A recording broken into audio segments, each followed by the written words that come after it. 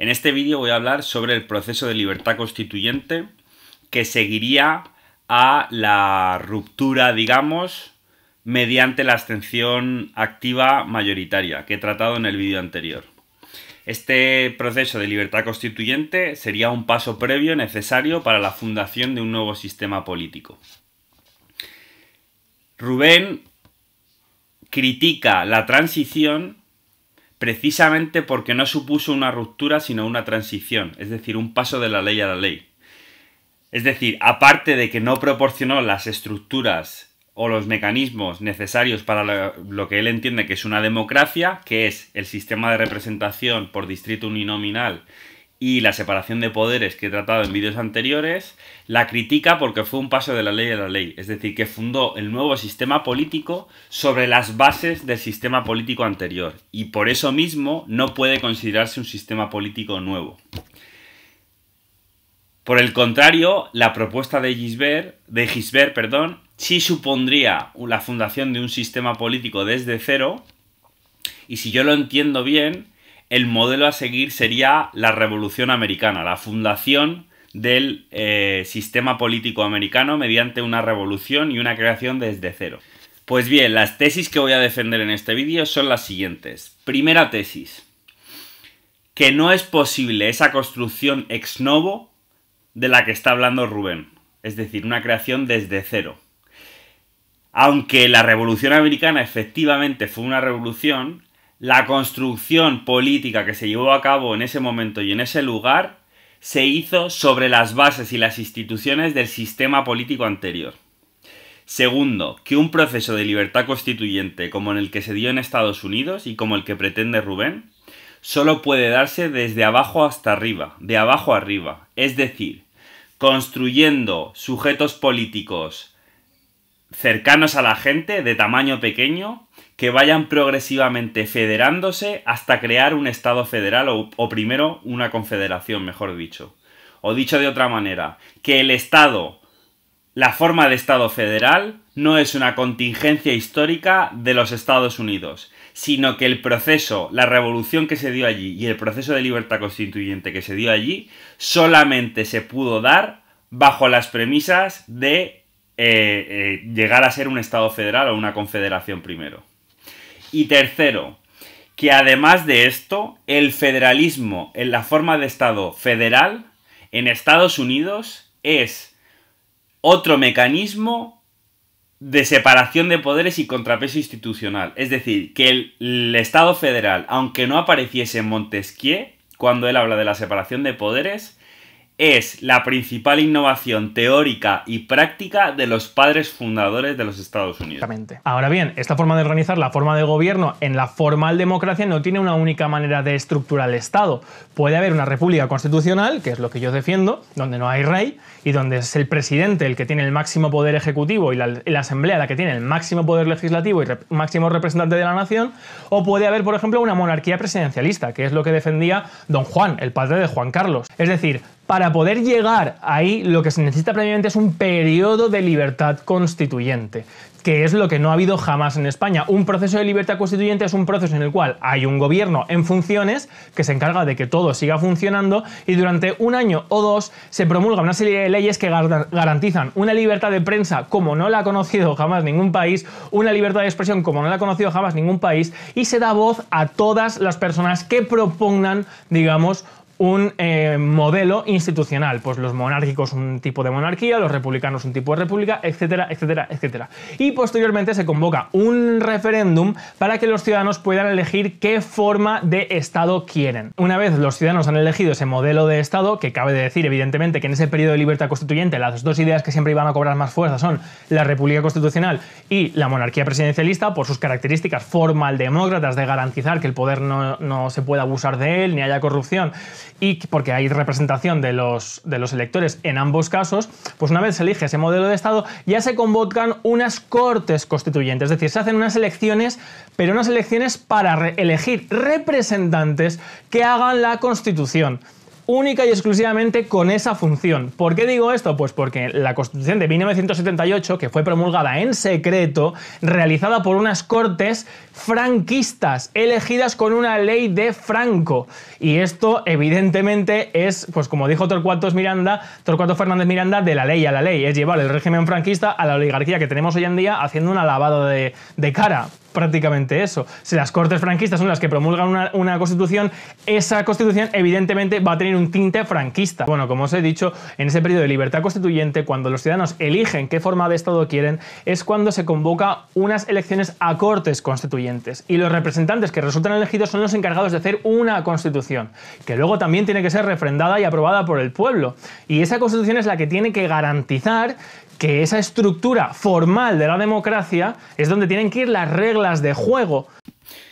Cuando Rubén Gisbert habla del proceso constituyente, él suele hablar, o mejor dicho, casi siempre habla o siempre habla, de la decisión que los ciudadanos tendrían que tomar sobre la forma de Estado que tendría el nuevo sistema político, que sería o bien república o bien monarquía presidencialista.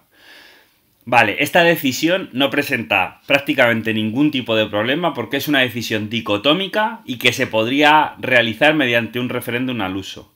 Pero esto no se aplica a muchas decisiones muy relevantes que se tendrían que tomar. Una de las críticas que hace el señor Trevijano en la conferencia que tiene colgada Rubén Gisbert en su canal y que se llama El Porvenir de España es que las elecciones a cortes constituyentes o supuestamente constituyentes que se celebraron en España se celebraron de acuerdo a leyes que se promulgaron durante el todavía régimen franquista y por el propio régimen franquista.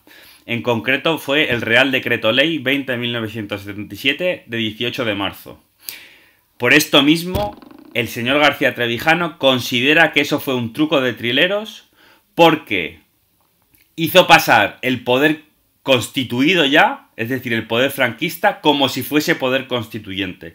O dicho de otra manera, que no hubo ahí ningún poder constituyente porque lo que había era un poder constituyente que estaba previamente constituido ya por el régimen franquista. Mi pregunta es, ¿quién debería haber promulgado las leyes que regulasen cómo se tenían que llevar a cabo las elecciones a cortes constituyentes para que pudiésemos considerar de verdad que esas cortes eran realmente constituyentes? ¿Quién debería haber hecho y cómo se debería haber hecho esto? Entonces, aquí la pregunta principal es, ¿de producirse la ruptura democrática que Rubén Gisbert pretende? ¿Quién decidiría cómo se llevan a cabo esas elecciones y de qué manera se llevan a cabo esas elecciones a cortes constituyentes? ¿Bajo qué ley se llevarían a cabo esas? Digo esto porque habría que decidir cómo se distribuyen los distritos electorales uninominales, en el caso de que siguiéramos las propuestas de Rubén Gisbert. Y existen infinitas maneras de organizar y distribuir esos distritos electorales. Como he tratado de explicar en otro vídeo que he hecho previamente, que dejo por aquí, esto tiene un impacto muy significativo a la hora de cómo los intereses de los ciudadanos son representados en el Parlamento. Se podría pensar, como he explicado en ese otro vídeo, que una manera de hacerlo sería hacer una distribución homogénea de los distritos electorales. Es decir, que todos tuviesen la misma cantidad de votantes. Pero aún así quedaría a decidir cuántos se hacen y cómo se distribuyen territorialmente. Pero es que, como he tratado de explicar en ese otro vídeo, esto tiene una problemática muy grande, porque si se hiciese eso, los intereses rurales en España quedarían muy infrarrepresentados en esas cortes constituyentes. Entonces, aquí la historia es cómo se hace eso y quién decide cómo hacer eso. Claro, una solución sería decir, se le da a los ciudadanos a elegir entre distintas posibilidades de cómo se distribuirían esos distritos electorales y que los ciudadanos voten cuál quieren de esas. Pero esta aparente solución al problema solamente genera un problema que es regresivo. Es decir, vale, ¿y cómo se llevan a cabo esas votaciones entre los distintos posibles distribuciones de los distritos electorales? ¿Cómo?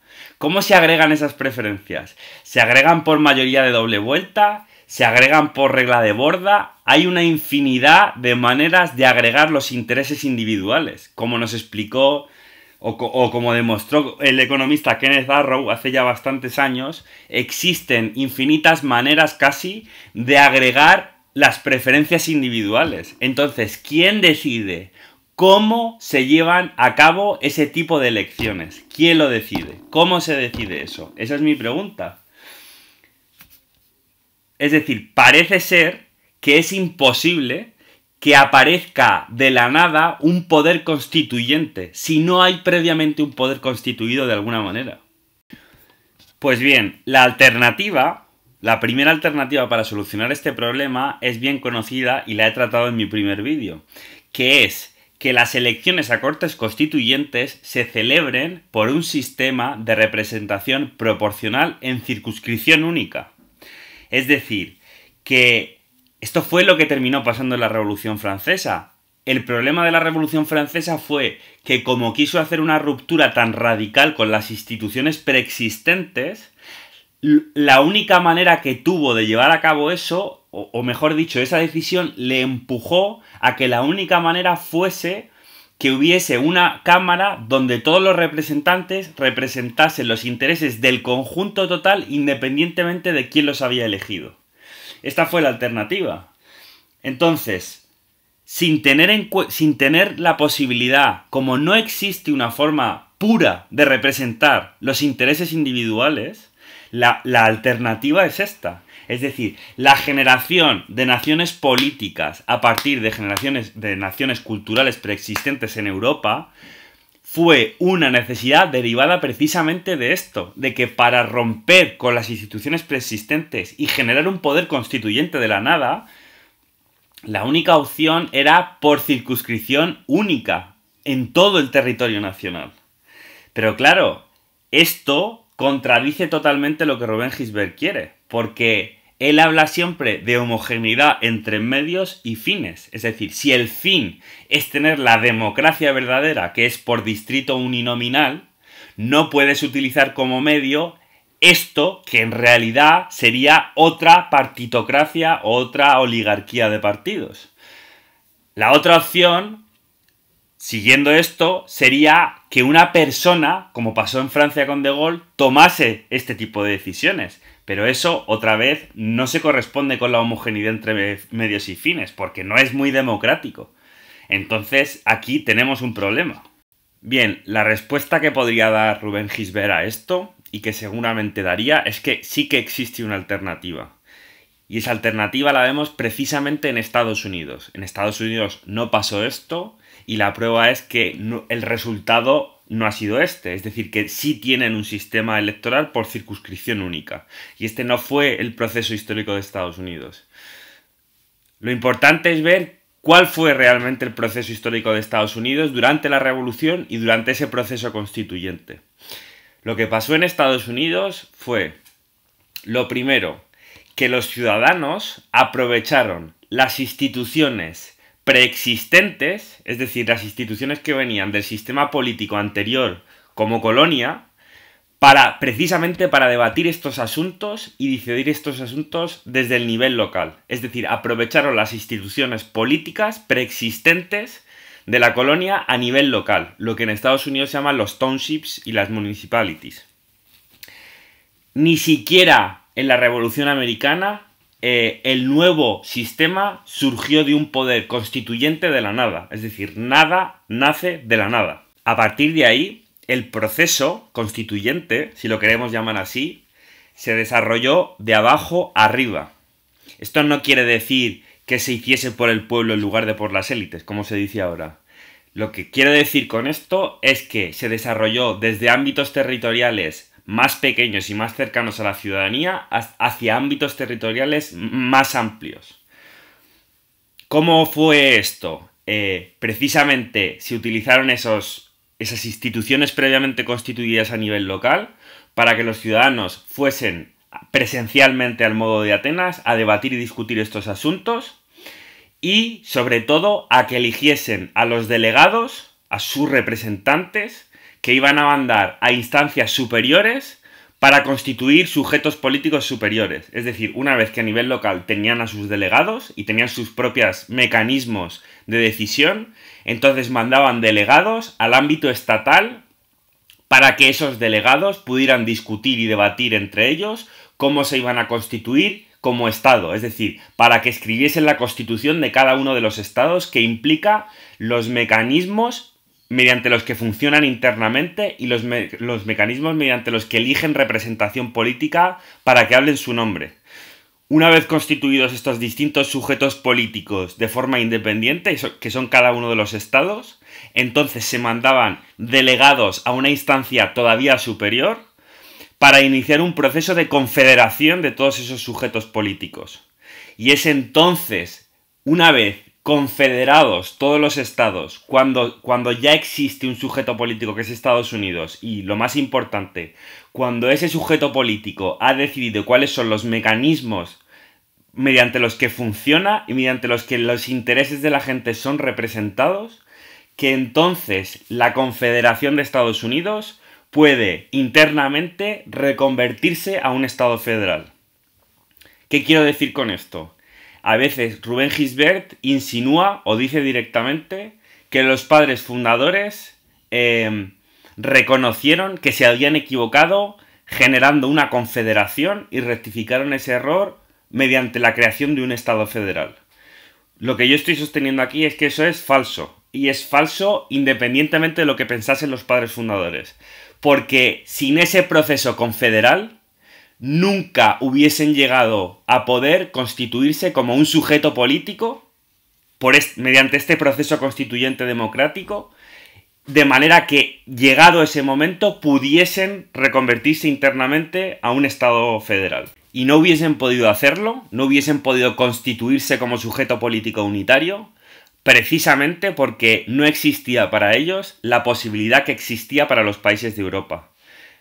Es decir, que no eran ya, de hecho, una nación histórica, en ningún sentido. Y por lo tanto, ellos no tenían la posibilidad de pasar del individuo, del ciudadano, a la nación en su conjunto. No tenían la posibilidad de generar unas cortes constituyentes por circunscripción proporcional única desde el principio. Así que la única alternativa, digamos, natural que tuvieron fue precisamente esta: realizar ese proceso constituyente mediante una confederación progresiva de sujetos políticos, partiendo de las autoridades locales preexistentes y de las instituciones locales preexistentes y generando poder político a partir de ahí hacia arriba.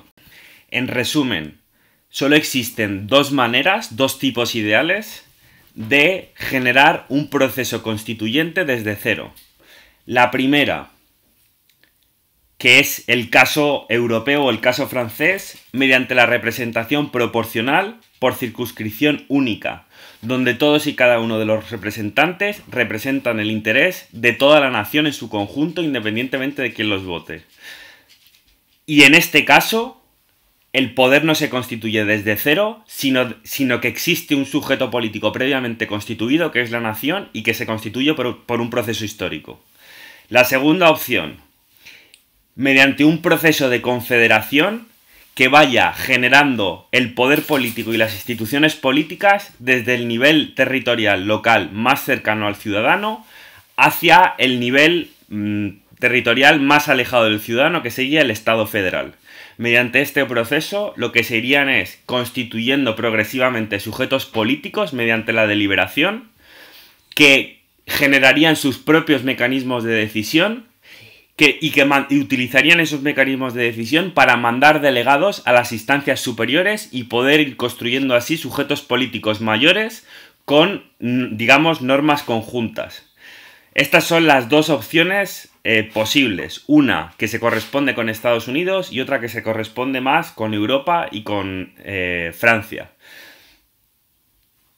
Ninguna de las dos opciones parece satisfacer las aspiraciones de Rubén Gisbert, porque Rubén Gisbert pretende generar un proceso constituyente desde cero, que rompa amarras, digamos, con el anterior sistema y que dé como resultado un Estado centralizado, pero que tenga mecanismos de decisión que no sean por circunscripción única, sino que sean por distrito uninominal. Y yo lo que estoy diciendo aquí es que eso sencillamente no es posible. Un último apunte sobre el Estado federal antes de terminar el vídeo.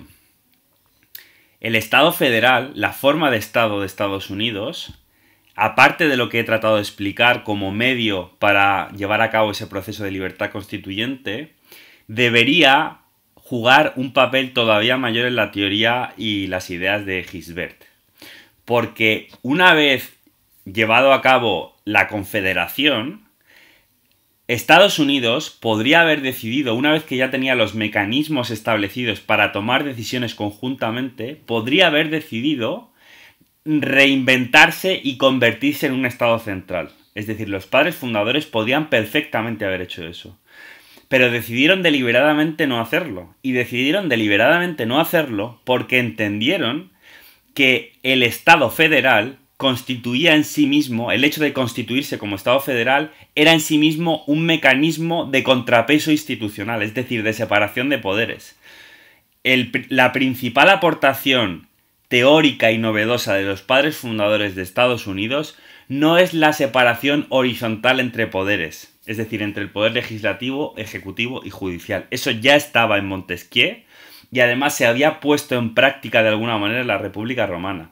La principal innovación, que esto lo cuenta Hannah Arendt en el libro sobre la Revolución, la principal innovación teórica que hacen es entender que además de la separación de poderes horizontal, tiene que haber una separación de poderes vertical entre el Estado federal y los distintos estados, de forma que hagan contrapeso de poder entre ellos.